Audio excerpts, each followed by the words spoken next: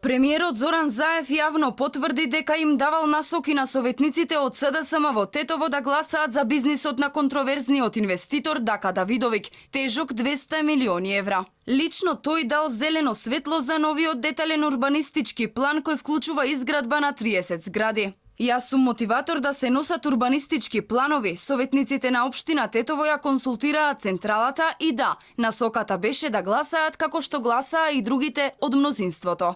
Вака одговори Заев во изјава за медиуми прашан за скандалот Шик Јелак. Од најголемата опозицијска партија сметаат дека ова е скандал со кој контроверзниот балкански бизнисмен, а според многумина руски играч во регионот, со пари од офшор фирма од Панама, добива градежен имот во Тетово. Јавното обвинителство за организиран криминал мора да поведе истрага, а Зоран Заев мора да одговори за целиот овој скандал.